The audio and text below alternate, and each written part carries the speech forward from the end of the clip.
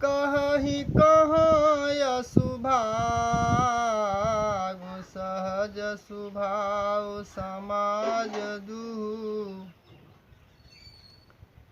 राम चरण अनुराग सिया श्री रामचंद्र शंकर जी के चरण भजो। सब लोग कह रहे हैं कि हम इस सुख के योग्य नहीं हैं, हमारे ऐसे भाग्य कहाँ। दोनों समाजों का श्री रामचंद्र जी के चरणों में सहज स्वभाव से ही प्रेम है। यही विधि सकल मनोरथ करही, बचन स प्रेम सुनत मन हरही। सिय मातु ते समय पठाई, हदासी देखी सुअवसर आई। इस प्रकार सब मनोरथ कर रहे हैं कि उनके प्रेम युक्त वचन सुनते ही सुनने वालों के मनों को हर लेते हैं। उसी समय सीता जी की माता श्री सुनैना जी की भेजी हुई दासियां कौशल्या जी आदि के मिलने का सुंदर अवसर देखकर आई। सावकाश सुनि सब ही सासु आयो जनक राज निवासु। कौशल्या सा दर्शन मानी, आसन दिए समय समानी।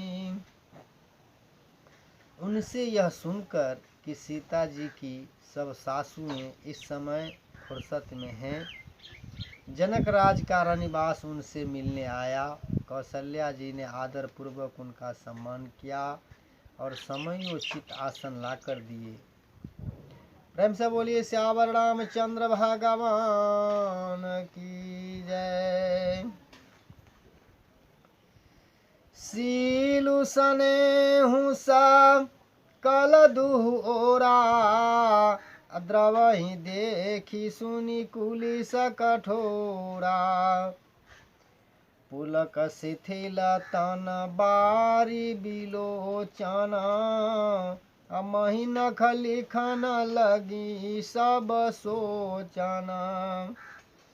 दोनों ओर सबके शील और प्रेम को देखकर और सुनकर कठोर वज्र भी पिघल जाते हैं। शरीर पुलकित और शिथिल हैं और नेत्रों में शोक और प्रेम के आंसू हैं। सब अपने पैरों के नखों से जमीन खुरेदने और सोचने लगी। सबसे राम प्रीति किसी मूर्ति, जनु करुणा बहु बेस बिसूरती। सिय मातु कह विधि बुद्धि बाकी, जो पय फेनु फोर फबिटाकी। सभी श्री सीताराम जी के प्रेम की मूर्ति सी हैं, मानो स्वयं करुणा ही बहुत से भेष रूप धारण करके विसूर रही हो, दुख कर रही हो। सीता जी की माता सुनैना जी ने कहा, विधाता की बुद्धि बड़ी टेढ़ी है, जो दूध के फेन जैसी कोमल वस्तु को वज्र की टोंकी से फोड़ रहा है, अर्थात जो अत्यंत कोमल और निर्दोष हैं, उन पर विपत्ति ढहा रहा है। प्रेम से बोलिए श्यावर रामचंद्र भगवान की जय।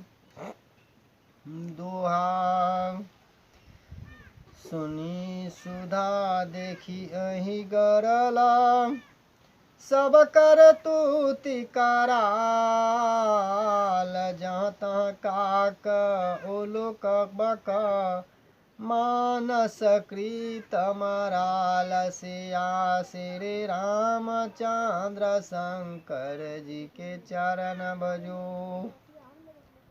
अमृत केवल सुनने में आता है और विष जहाँ तहाँ प्रत्यक्ष देखे जाते हैं। विधाता की सभी करतूतें भयंकर हैं, जहाँ तहाँ कौवे उल्लू और बगुले ही दिखाई देते हैं, हंस तो एक मान सरोवर में ही है। प्रेम से बोलिए सियावर रामचंद्र भगवान